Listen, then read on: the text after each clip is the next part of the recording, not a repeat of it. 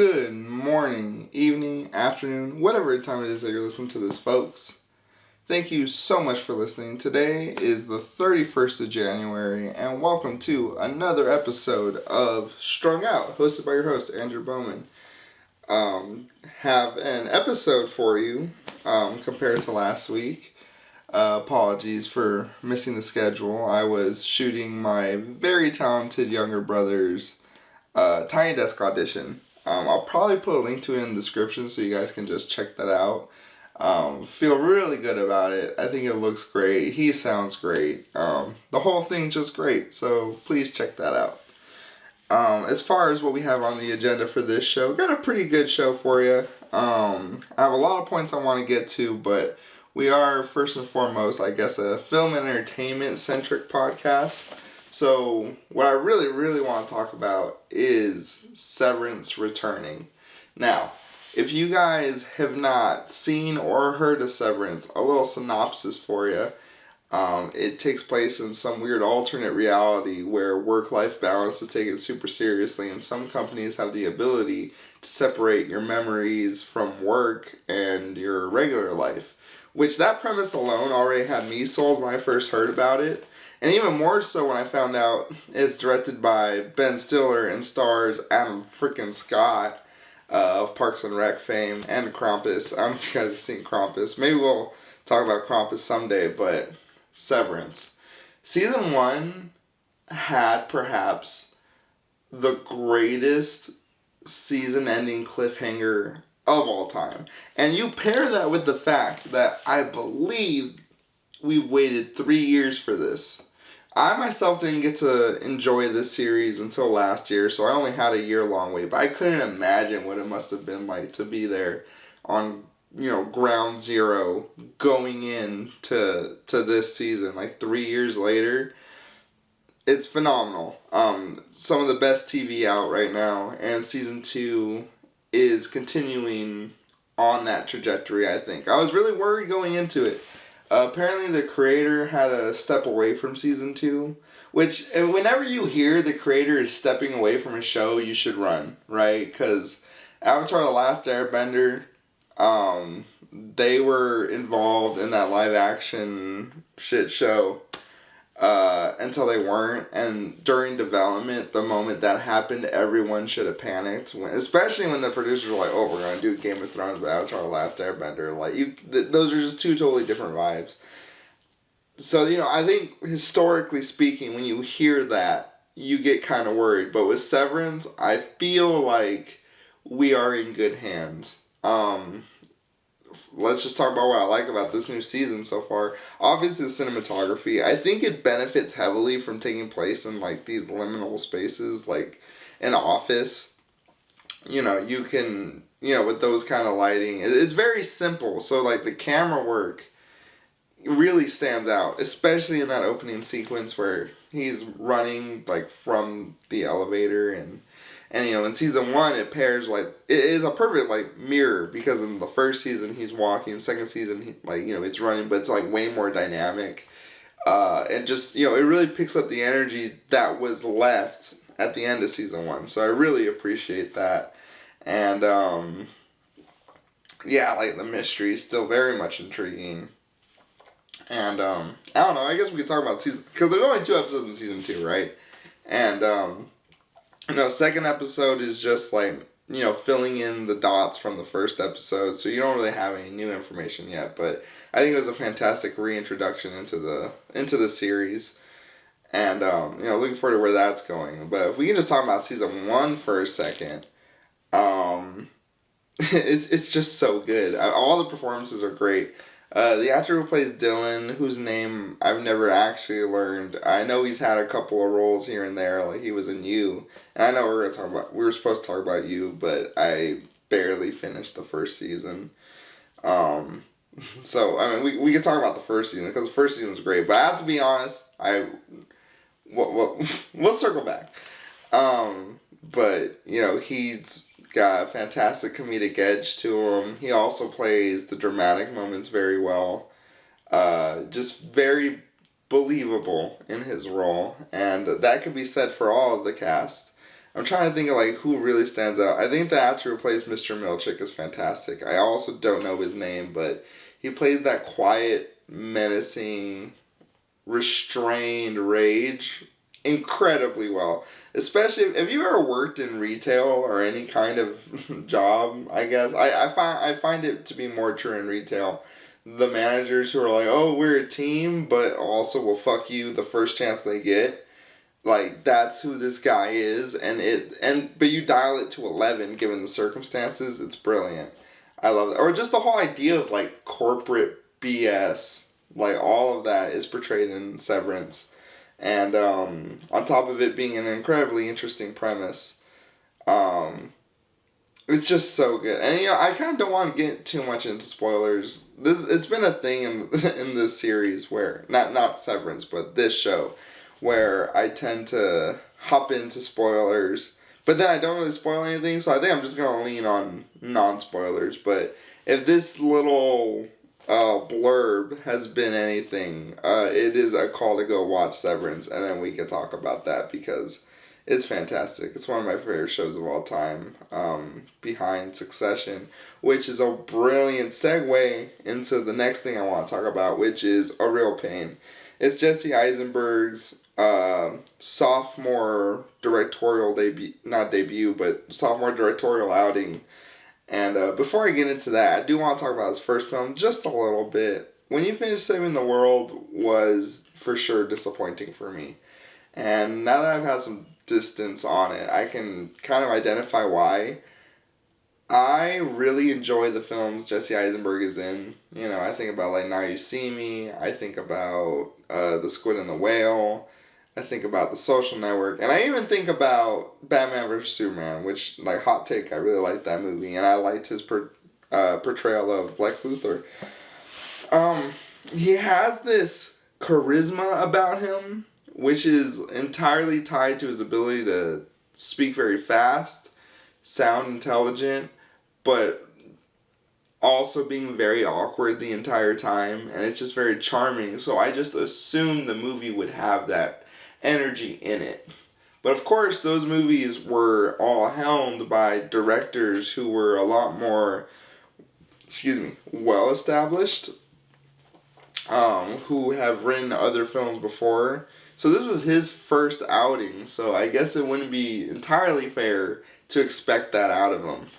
So, as that relates to A Real Pain, I think this is a lot more realized, but still rough around the edges. But I think that's forgivable. It's his second outing.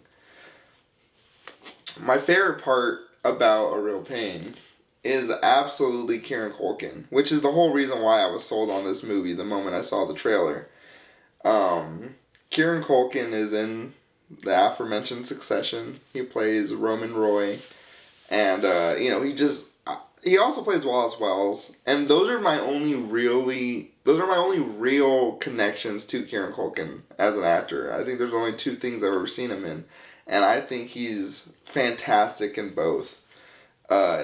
Whereas I think Jesse Eisenberg's charisma comes from like that fast-talking awkwardness. I think Kieran Culkin plays that fast-talking sharpness. Like, it's sharp versus his awkward. Like, I would say they're the same level of, like, encapsulating, but where Kieran Culkin is awkward... No, Jesse Eisenberg is awkward. Kieran Culkin is incredibly sharp. And that's absolutely true in this film. His character is a force. When he's on and he's speaking, you're absolutely glued into what's happening. You want to pay attention to it. It's just that magnetic. And I can't help but to be glued to it, even though the material isn't that strong, which I guess goes into like the flaw of the movie. It's interesting because my favorite part of the film is also my least favorite part, and that would be Kieran Culkin's character. The way he's not the way he's portrayed, because the way he's portrayed is fantastic, but the way he's written is somewhat weak to me, in the sense that it's a trope that I'm certain that we've seen before.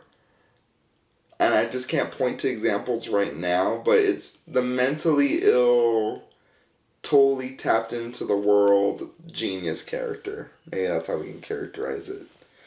Like the Manic Pixie Dream Girl, but for mentally ill men or women. I think it's the same for both, but it's very, like, they establish very heavy-handedly, if that's a word or phrase, that Kieran Culkin's character struggles with depression and, you know, thoughts of self-harm, etc.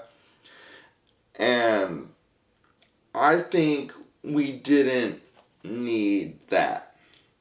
Granted, I know the film's whole theme is about pain. It's in the title, and it's also in the premise of, you know, like, two cousins going on a Holocaust tour in Poland. You know, you're exploring tragedy, and you're exploring, like, this spectrum of human emotions, and Kieran Culkin's character is very much the vehicle through which Eisenberg delivers this thesis. 100%. That being said, I don't know if we needed to know that he was, you know, into that kind of, like, mind space. And there's nothing wrong with the character being like that, but I think if you're going to use him for, like, the mouthpiece for the director, you didn't also need to make him the most tragic character. If anything, I think a real tragedy could be pointed at Eisenberg's character, who is a well-established, you know, man. He has a career, has a wife, and has a child, but at the same time, he takes it for granted. I feel like we could have put more of an emphasis on that. Like, I think all the components to the story were in fact there. It just felt like you were leaning a bit too heavily on this character, and you're making him a little bit too perfect. To the point where, like, you know, you're watching scenes, and, you know, you're looking at Eisenberg, be like, wow, it's amazing. Like, look at him connect with people, but as an audience member, you're like, okay, we get it. He connects with people. That's his thing. But then you also have to put that thing on him. And it's just like, it feels too much like a movie and less of a person. Which, there's nothing wrong with the movie feeling like a movie, but I don't think this one wanted that as bad. Especially when you consider, like, the history of it. I know it was established as, like, a play at first, like a play that took place in Poland with just, like, a, you know, like those minimalistic plays. I don't know too much about those, like, as, like, theater medium, but I do know that it definitely, like, kind of, it definitely shows that that's where his background is. But he's getting better at being a director. And I think that's the big takeaway from this film, is that Eisenberg is getting better as a director, and Kieran Culkin is a phenomenal actor and needs to be in more movies. So I would say that's my take on that. Another thing that happened during this hiatus, the NFL has decided its Super Bowl matchup. Not decided, but it was determined. Although you could argue maybe decided based off some of those calls that went the Chiefs' way. Here it is. We have the Chiefs versus the Eagles. I don't know. Feels very unceremonious. Feels very, I didn't want this. Or maybe even the nation didn't want this. It's like, here's the thing. Going into this matchup, or going into the games that determine this matchup, I think I was talking about narratives a lot. Specifically, I was thinking the Bills being Mahomes, or Josh Allen being Mahomes, that's a narrative. And the Commanders had no narrative, and ultimately I didn't care if they won or lost. But that's not entirely true, because when I was watching that game, I found myself like, let's go. Like, yes, I want the Commanders to win just because, like, it was exciting. They were a fun team. I didn't know that they, like, hardly ever punt. Like, they were going for fourth downs like it was going out of style, which it is out of style. But, like, they were doing it to a point of, like, damn, dude. Like, that's your thing. And they were like, yeah, I know. Watch us lose by, like, 40 points. Oh, man. It was rough. It was a rough viewing those two championship games. Well, not so much the Chiefs and the Bills, but also I just didn't care, because whatever. Like, that was, like, the most uninteresting narrative that could come out of the AFC. What would have been more interesting? I don't know. I think Lamar beating Josh Allen is what I really wanted. You know? I really wanted him to like beat the, it was those two in the talks for MVP, and I would have loved to see Lamar three-peat as an MVP, but instead it looks like we're going to get a three-peat of another kind because Chiefs are in the Super Bowl. Tom Brady in his prime never three-peated. Never happened. It's never happened in the history of the sport. So to be alive for that, I think it would be a capital M moment, and I can't help but find myself wanting the Chiefs to maybe three-peat. Like, I don't really mean that, but that's what I'm saying, is that I want them to three-peat. I'm probably going to be rooting for the Eagles. Honestly, I don't, like, in these matchups when it's not my team, I don't know who I'm rooting for until I'm watching the game. And then I'm like, yeah, I want to see this happen. And so I guess on Super Bowl I won't know. But honestly, either way, I'm not happy. Because the Eagles suck. You know what I mean? Like, they're good at football, but they suck. My whole problem. All right, look, I think it really encapsulates everything I hate about the Eagles in that one play where they had the tush push on the 1 yard line. We all knew it was coming, and we all knew that no one could stop it because it's the unstoppable play. Like, we all saw it coming, but these fuckers still had a hard count. Hard count on the 1. I couldn't believe it. I couldn't believe it as it was happening. And then the refs were like, hey, if they get another false start, we're just going to give them the touchdown. Like, okay. I don't know. I just felt like it was dirty and it was slimy and fuck Jalen Hurts. Even though, maybe it wasn't even his call to do a hard count. But, like, come on now. You have this play that is, like, historically one of the best plays ever. You have personnel designated just to do this thing. And that's what we're doing. You're hard counting a team like the Commanders who shouldn't even been there. Okay. Like, say what you will about the Chiefs getting calls. At least, I don't know. Well, no, fuck the Chiefs too. Let's talk about the Chiefs, I guess. Josh Allen was screwed. In a lot of ways. I mean, not just Josh Allen, the Bills, but like when you talk about the Bills, I can't lie to you. He's the only player I know. Is Beasley still there? I don't know. That's the only other guy I knew on the Bills. DeMar Hamlin, the dude who almost died and has been like mid ever since. Yeah, okay. The Bills, but Josh Allen, was done dirty. Didn't get those first downs that absolutely should have been his. I would allude to John Boy if you guys want to see breakdowns of that because it was very true.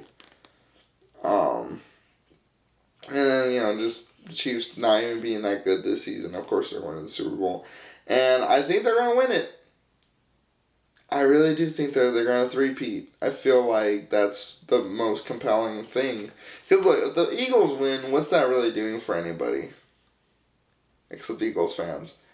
Yeah, I'll tell you what it's doing. If the Eagles lose, it's saving the city of Philadelphia because those people can't help but destroy their own city when they win. Like, there's so much hatred in that city, it's wild. Like, you look at any Philadelphia sports franchise and those players just look miserable when they're not doing good. But then, when they win, the fans are, like, really hyped. But, I think what players tend to say is just like, oh, it's a really passionate city. And I'm like, okay. But, I don't know, fuck the Eagles and also fuck the Chiefs because, of course, and you know what's weird? At my workplace, and you all know, like, I'm in Southern California, so many Chiefs fans.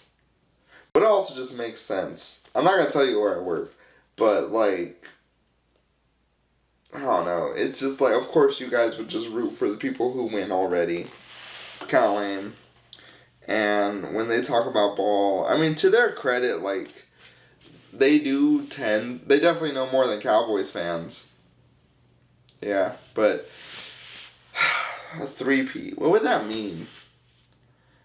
I think he's better than Tom Brady. Alright, and I know a lot of people like to say, especially on the internet, where it's like, oh no, Tom Brady owned him in the playoffs. He never beat Tom Brady. And I'm like, whatever, dude. Like, Tom Brady had the juice that Patrick Mahomes is sipping on now.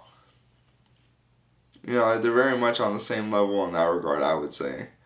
Where it's just like, yeah. Like, the rest will bail you out when you need to. And I think he is going to probably get 7 rings. I mean, at this rate, a three-peat in his worst season ever in his career, probably, since he was a rookie.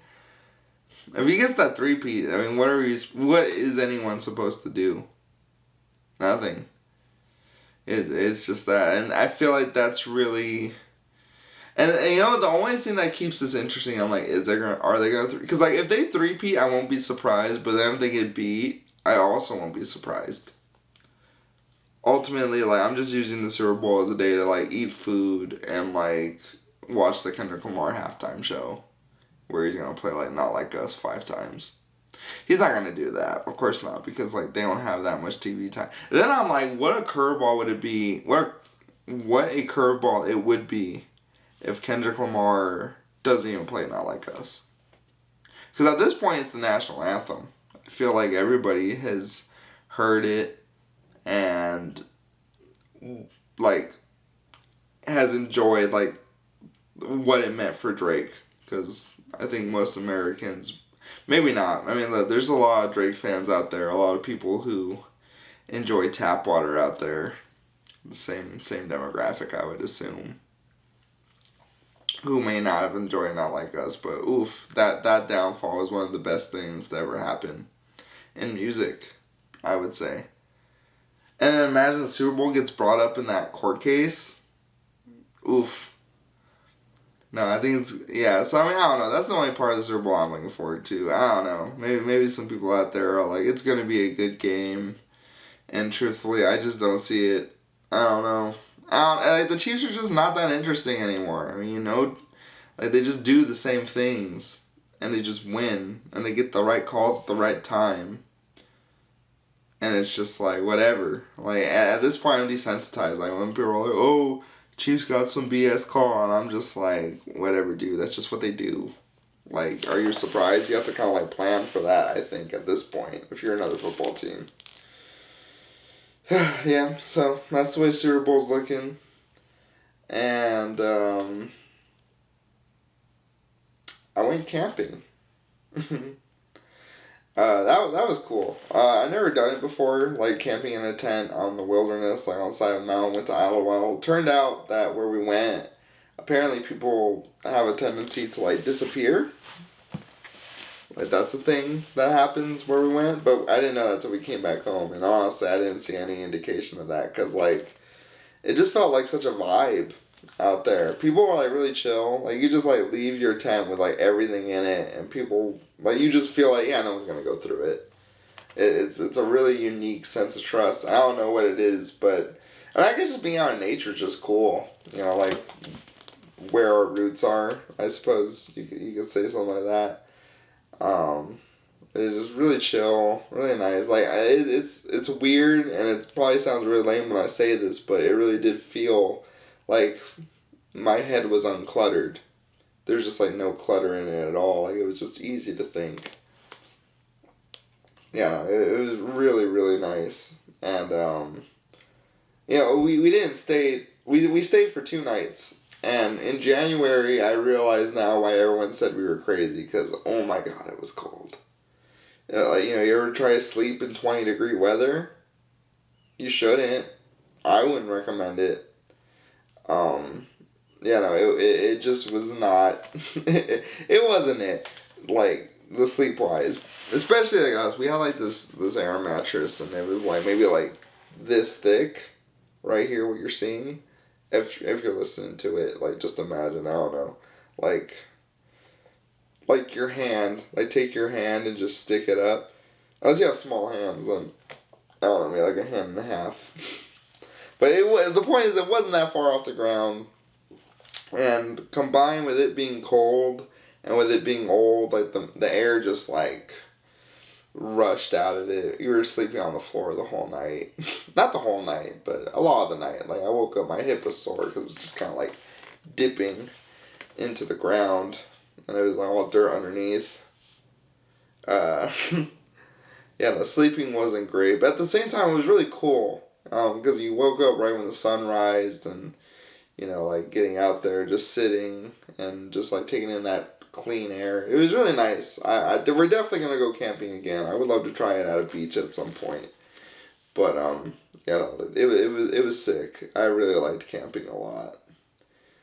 What I've realized about it is all it really is just getting ready to go to sleep and getting ready to eat. And that's like your whole day basically. Because like you get ready to eat breakfast, you eat it, you wash all the dishes, you do a little something during the day, and then you come back, you start getting ready for dinner, you do all the dishes, and at that point, because the sun's going down, you just start getting ready for bed, like filling up the mattress and getting into your PJs, and then in our case it was January, so you had to like get into your jackets and everything like that. And that was camping. But it was awesome. I loved it. I loved it so much. Alright, ladies and gentlemen, I think that's all I have for today. I apologize. I feel like the show might have been a bit rough. Full disclosure, I have tried to shoot this episode like 4 consecutive times now, and I ended up crashing out at the end of each take. I think it's just coming back into it. We're getting our reps up again. But please subscribe, and I'll definitely be seeing you guys next week. So I will catch you in the next one.